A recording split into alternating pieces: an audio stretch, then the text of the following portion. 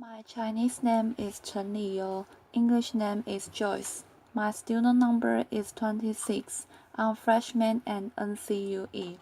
A Delightful Way to Teach Kids About Computers by Linda Luikas. Code is the next universal language. In the 70s, it was punk music that drove the whole generation.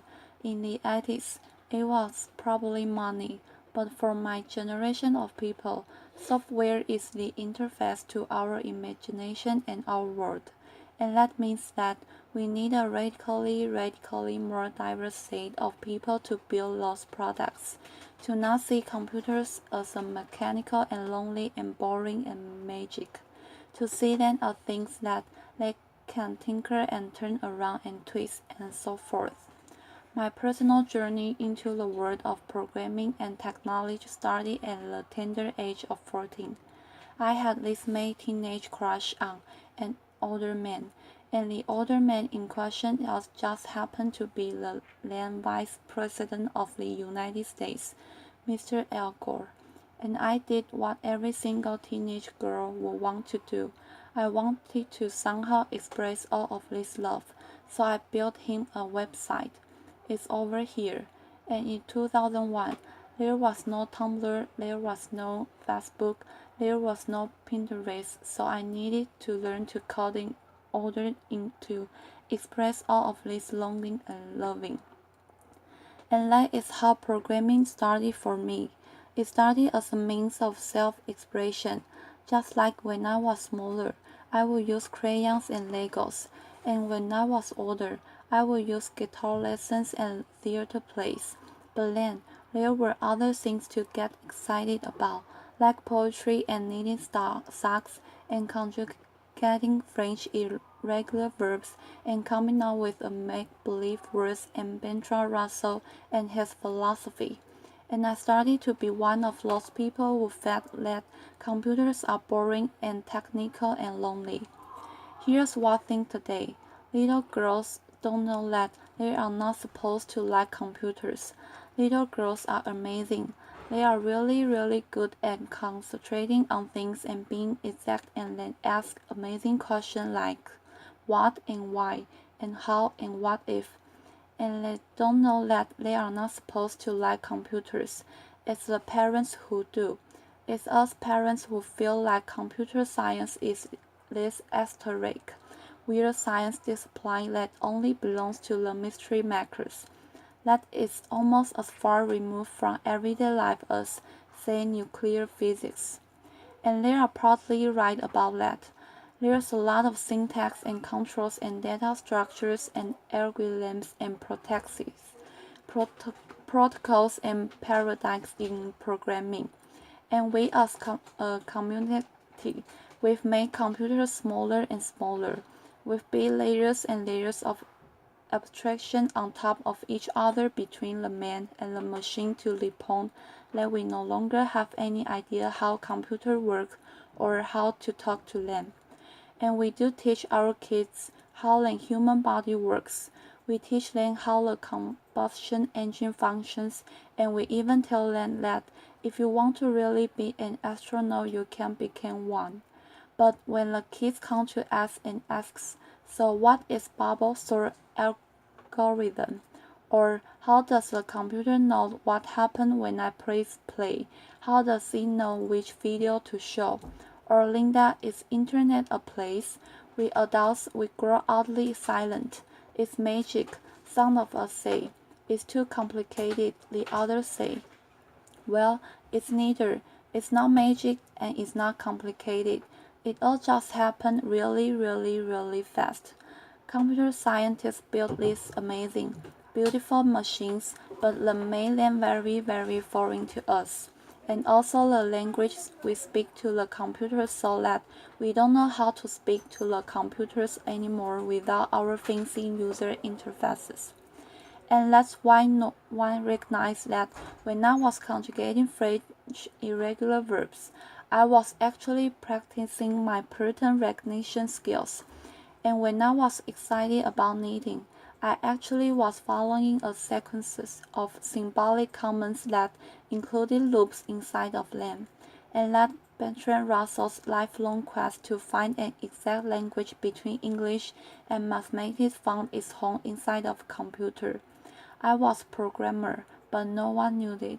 The kids of today, they tap, swipe, and pitch their way through the world, but unless we give them tools to beat with computers, we are raising only consumers instead of creators. This whole quest led me to this little girl. Her name is Ruby. She is 6 years old. She is completely fearless, imaginative, and a little bit bossy.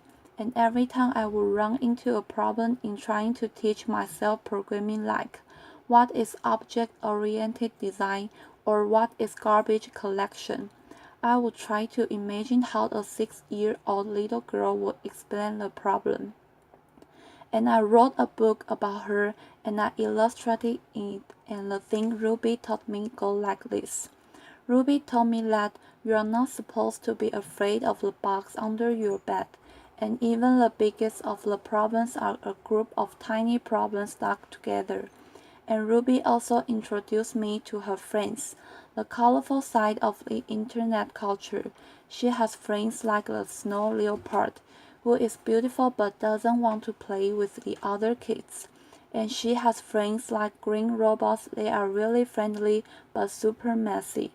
And she has friends like Linus the penguin, who is really ruthlessly efficient, but somewhat hard to understand, and idealistic foxes and so on.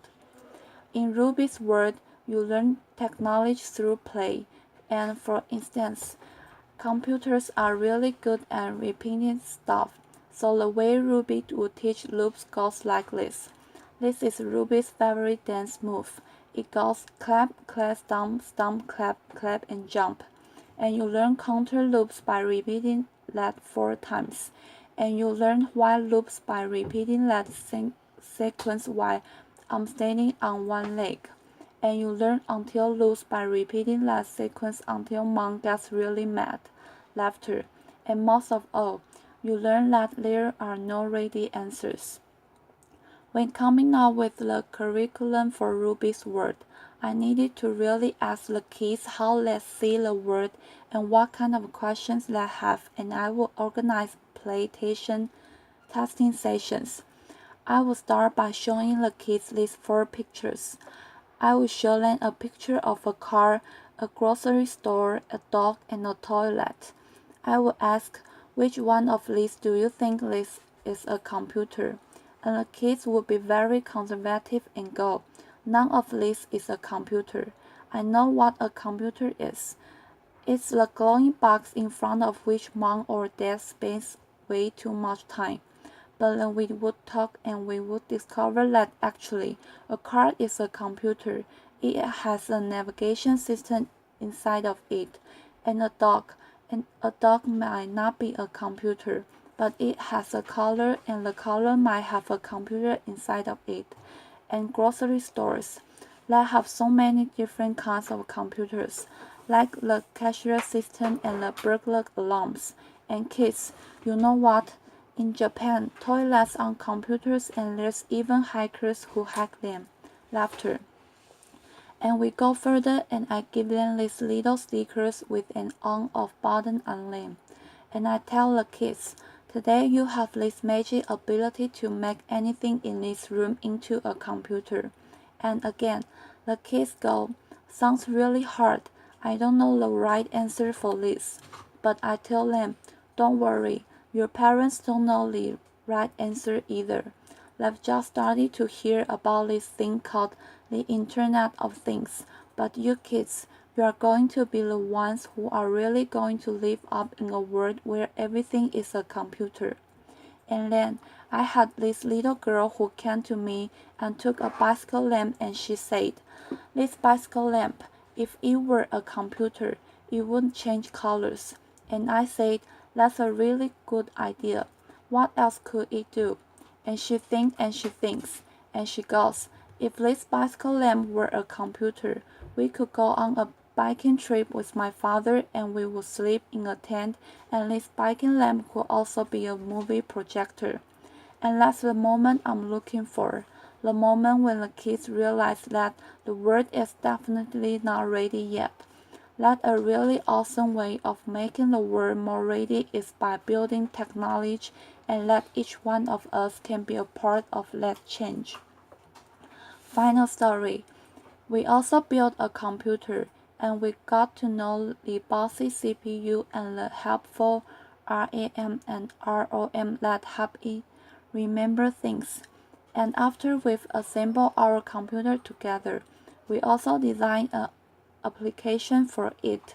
And my favorite story is the little boy. He's 6 years old and his favorite thing in the world is to be an astronaut. And the boy, he has these huge headphones on and he's completely immersed in his tiny paper computer because you see, he's built his own intergalactic planetary navigation application. And his father, the lone astronaut in the Martian orbit, is on the other side of the room, and the boy's important mission is to bring the father safely back to Earth. And these kids are going to have profoundly different view of the world and the way we build it with technology. Finally, the more approachable, the more inclusive, and the more diverse we make the world of technology, the more colorful and better the world will look like.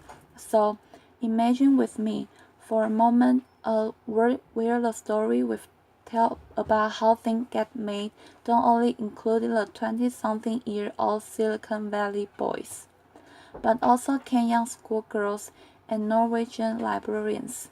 Imagine a world where the little Ada Lovelaces of tomorrow, who live in a permanent reality of ones and zeros, they grow up to be very optimistic and brave about technology. They embrace the powers and the opportunities and the limitations of the world, a world of technology that is wonderful, whimsical, and a tiny bit weird. When I was a girl, I wanted to be a storyteller. I love make-believe worlds and my favorite thing to do was to wake up in the morning in Moon Valley. In the afternoons, I would roam around the Tatooines, and in the evenings, I would go to sleep in Narnia. And programming turned out to be the perfect profession for me. I still create words instead of stories. I do them with code. Programming gave me this amazing power to build my whole little universe with its own rules and paradigms and practices. Created something out of nothing with the pure power of logic. Thank you. Applause.